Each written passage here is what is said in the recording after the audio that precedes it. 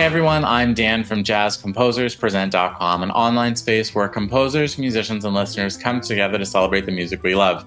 I'm joined today by Dave Rivello, composer and bandleader who apprenticed with Rayburn Wright and Bob Brookmeyer and is on faculty at Eastman School of Music. Dave is here to show us how to prepare a conductor's score. In the past, there's always been a handful of one thing versus another thing. So you might remember that it was beta tape versus VHS recording tape, or Mac versus PC, or Finale versus Sibelius. And lately it's kind of been landscape scores versus portrait scores. And so I started thinking about, in the old days, of course, manuscript paper was pretty much all landscape size. So a lot of us still were using landscape scores. And one of the exceptions, publishers also, once they were publishing full scores, were often publishing landscape. But one of the exceptions, of course, is Kendor with Thad Jones's music. But when I was young and starting to study scores, and this was before even Rayburn Wright made the amazing Inside the Score book, I would save up my allowance money and occasionally buy scores from Kendor and to check them out and try to understand and learn more about writing. And so with the Thad scores, as I mentioned, those were full scores, but it was always a thing with Bill Holman, Sammy Nestico, and the couple Gil Evans scores that were published by Kendor. Those were just conductor scores or line scores. And so it was always frustrating to me that I couldn't get those voicings, that information. And so once I got to undergrad school, I was able to borrow the full arrangements and then make scores, or at least parts of the scores that I was wanting to find out what was going on in. And I still actually have the score that I did from Gil Evans's Maids of Cadiz that Kendor had published. But the line score, so it was kind of frustrating to be able to get the information.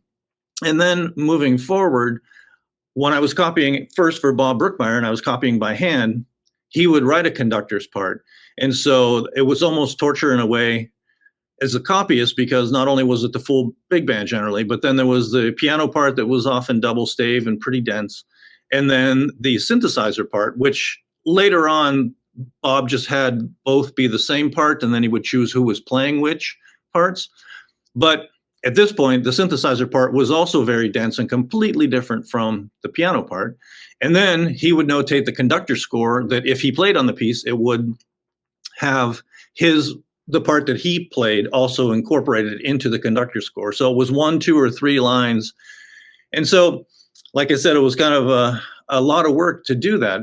And now I've kind of come around to the fact that I'm all about it. So with my own, especially my own Dave Rivello Ensemble, I've started making conductor scores when I'm scoring and putting into Finale, or now eventually Dorico, making a conductor score for myself that also I do play a little bit of synthesizer in my own band up front. And so you'll see in the example today where the part where there's synth strings, that's me and that's in my part. And so what I've realized is that for the most part, if we know our music, and especially if it's our music and we've workshopped it and we're sure there's no mistakes and anything like that, then especially in the performance, maybe in the rehearsal, the full score is still valuable. But in the performance, it's not really relevant for us to conduct our music to necessarily know what the second tenor player is playing or what the third trombone player is playing. And so also for just ease of conducting, and also if you happen to use an iPad or a tablet, it's also more convenient for that. And so I've taken to using the conducting scores as a way now of conducting all of my own music with my own band.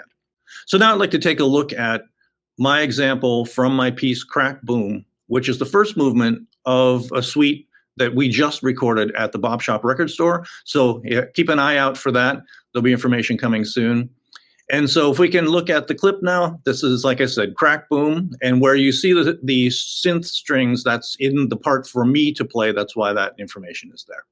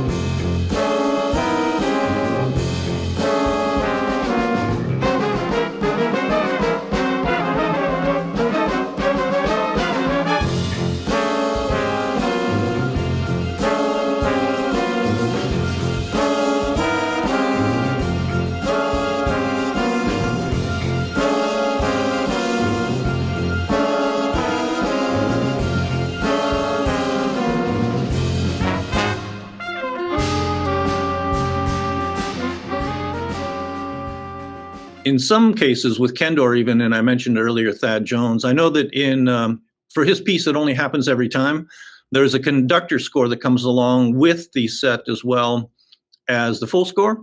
And there's a few others. They didn't do it for all of them, but I think the idea there too was that for the performance, using the conductors or line score would be more convenient. So I encourage you to think about this and maybe try it for yourself and see how it works with your own music and your own band.